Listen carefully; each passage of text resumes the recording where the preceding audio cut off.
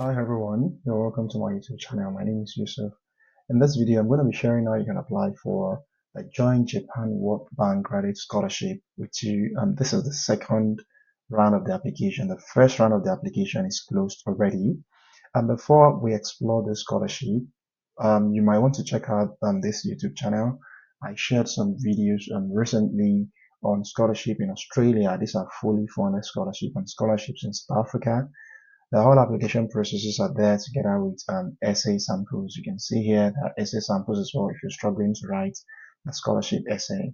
So without wasting more time, let's just talk about the scholarship. What the scholarship is all about, how you're going to apply for the scholarship, and possibly tips that can help you win the scholarship.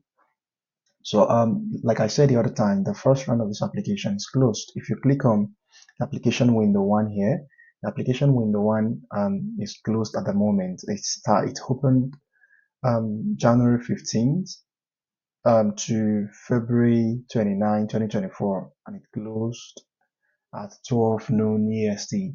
So this is closed. So we are concerned about the second round of the application, which is currently um, open. So the application opened March 25th and it's going to be closing May 24, 2024. So what is it about the scholarship and how you can apply for the scholarship? There are different participating universities that you can apply through, and each of these universities have their designated course that you can study there. So it's not very flexible. You don't decide the course you want to study.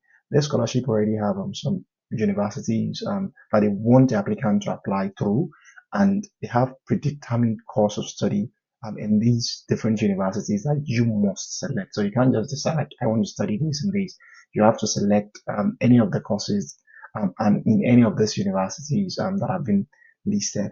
So Australian National University, for instance, you can study Masters of Climate Change, you can study Masters of Environmental and Resource Economics, you can study Masters of this, so you can study Masters of Public Policy. So if you study education or you're coming from a social science background, please don't be very rigid about your course of study.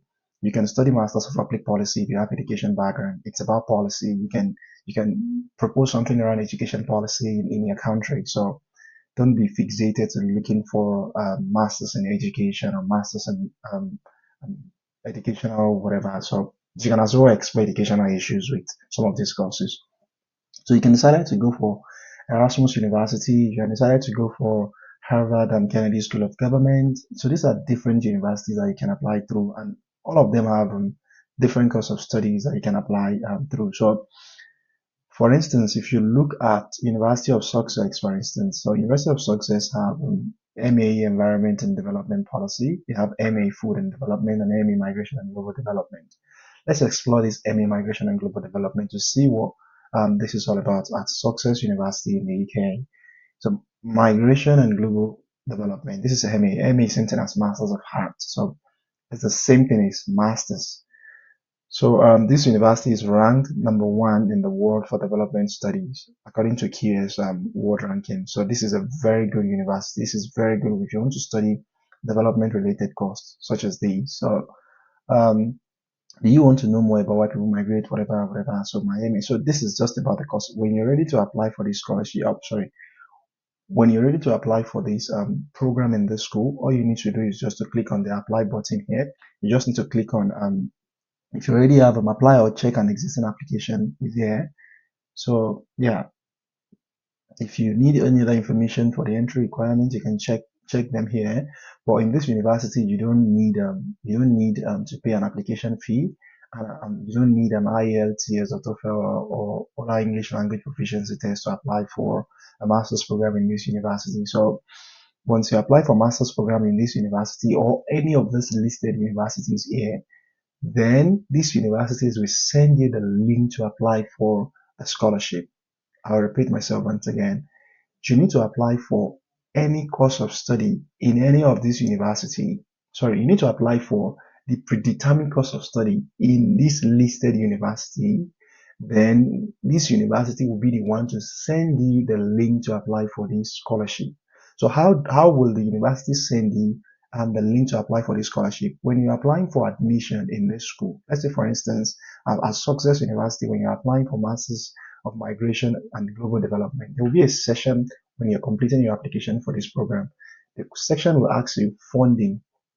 So it's like, how do you want to fund this study? So there you can select others. Then when you select others, um, you can put join Japan World Bank Graduate Scholarship Program. So you're telling them that you want to fund this program with the scholarship. So they already know when they see that, and they will send you the link to apply for the scholarship if they deem your application fit to qualify to apply for this scholarship. So when you're applying for a master's admission in this school, please be very intentional. Don't just submit anyhow personal statement. Don't just submit anyhow recommendation letter.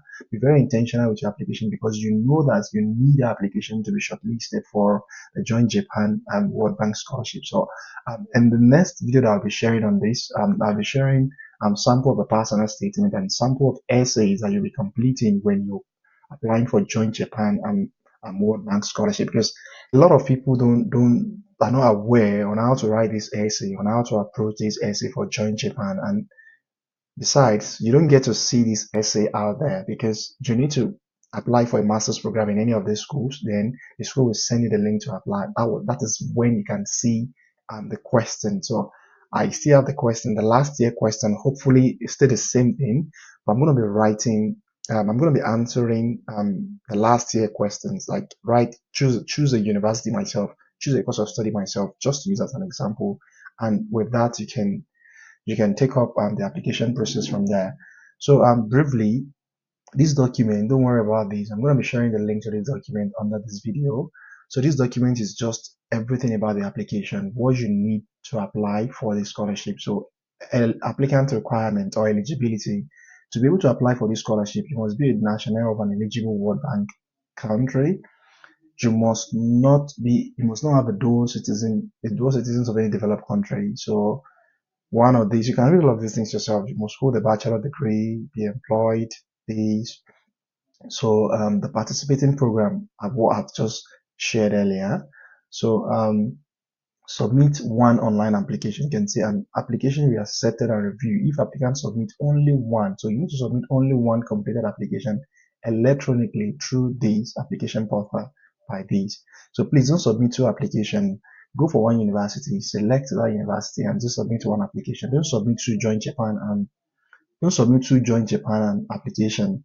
So that's what I mean. So you can apply for two different universities.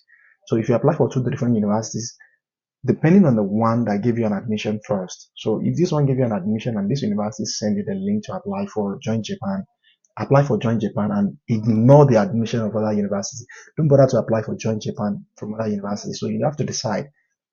You can apply again. You can apply to two universities, three universities, depending on how quick. Universities, it varies, and the competition of admission varies in different universities. So applying for one university and folding your hands might be risky. So you might want to apply for three different universities. Then, depending on the one that gives you an admission, then you can say, okay, give me the link to apply for Joint Japan, and you apply for Joint Japan through that university. But don't forget, don't apply to two Joint Japan, or don't submit two Joint Japan application. Yeah. So you need two professional recommendation letters. You need one completed application form. Again, one completed application form, which is going to be sent to you by the university when you complete your application. So all the things are here: your bachelor degree, your CV, your unconditional letter of admission will be given to you. You'll be uploading that when you're completing your application for Joint Japan. So other informations are here as well. If your documents are not in English language, you need to translate them to English language or other language that are acceptable when you're completing the application for the scholarship. Another important information when you're applying for this scholarship is the list of eligible countries. If you're still worried, if you look here, the page 7 of this application form, you can see if you're from Afghanistan, Algeria, these are list of different countries rather that are eligible to apply for this scholarship. So a lot of them here, almost all African countries, they are here to apply for these scholarships. So check it out and see if you qualify. So another thing is development related topic. If you are still thinking, okay, how can I approach the application for this scholarship? What do I do? How do I go about the application process. You have to be very, very intentional about your application, just like I said the other time. This scholarship is very particular about people that can impact their country. So if you can't impact your country, unfortunately, your chance of getting the scholarship is very limited. You have to demonstrate that in your application. That, okay, I can benefit, or my research can benefit my class. As a matter of fact, I'm going to be sharing um, other requirement that you need to meet to be able to apply for this scholarship. You must have a job, you must have an experience in your country before you can apply for this scholarship. And all of these experiences and the job you have gives them this credence that yes, if we give this person this scholarship, this person is definitely going to impact the country. So these are list of development related topics that you can explore. If you have an interest in finance or marketing or other things, these are the areas.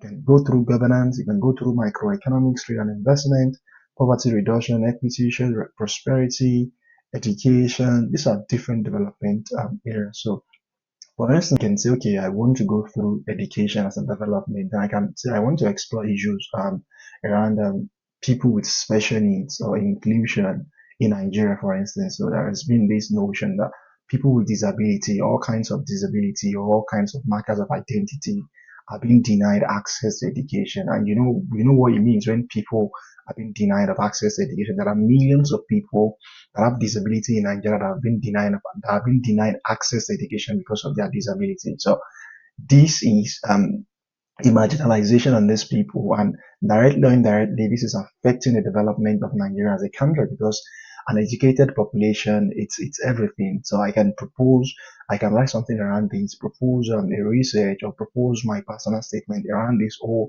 developmental issues, and this is a very massive topic that you can use to win the scholarship. So yeah, other things are there as well. You can explore climate change, energy, different things are here. Like I said the other time, one of the criteria you can see be employed in development related work in a paid full-time position at the time of submitting the scholarship application. Have at least 3 years of paid development related employment since earning your bachelor degree or equivalent university degree and acquired within the past 6 years from the date of application deadline. So this is one of the requirements that you need to meet. Be employed in development related work. So all of the listed development related areas that I shared the other time might be finance, might be education, might be climate change, might be public policy, might be anything. So all of these areas, you have to be employed. You have to show evidence that you are employed in one of these things. If you are a teacher in Nigeria, you're a teacher in India, you're a teacher in any part of the world, you only need to show that you're a teacher and I'm currently doing this, or I work in a bank, I work anywhere, you just need to prove it to them. And your degree, you can say your degree here, your bachelor degree, you must not be more than 6 years old, and you must be able to demonstrate this in your CV, in your personal statement to be able to apply for this scholarship. So these are like the main criteria to apply for the scholarship. You can explore this yourself, and yeah, two things before I end this video. To apply for this scholarship, you need to check out this list of these universities that are here. You need to look at different course of studies that they have here. Go to any of your choice, apply for a master's program here. So once you apply for a master's program, then you request for applying, you need to let them know in the application form that you want Join Japan World Bank Graduate Scholarship. That's what you want. So they will send you the link to make an application. If you apply for the program and they don't send you that link, you can email the admission team of the school requesting for the link to apply for the scholarship. So again, don't apply for one university and fold your arms. Apply to different universities on this page that have the same course of study. Like let's say for instance, you see Masters of Public Policy in this university, there is Masters of Public Policy in this university as well, for instance. You can apply to these two universities and whatever gives you an admission for certificate, this is what I want. So that is the university you can apply through you can apply to for the Join Japan World Bank Scholarship. So don't apply for don't submit two Join Japan Scholarship applications, but you can submit to more than one universities. to get admission, because you can't predict. You can't say if you apply for this one and you fold your hands, what if they don't give you an admission? What will you do? So yeah, the second thing that I want to say is that the next video you should watch out for it. I'm going to be writing this the essay involved in this scholarship applications. It's essay around why do you need this scholarship? What will you do when you return to your country? Different questions, I think 4 or 5 questions. So I'll be choosing a course of study myself, and I'm going to be writing the essay just to share with you and guide you through the application process. I wish you all the best in your application and see you again soon. Bye.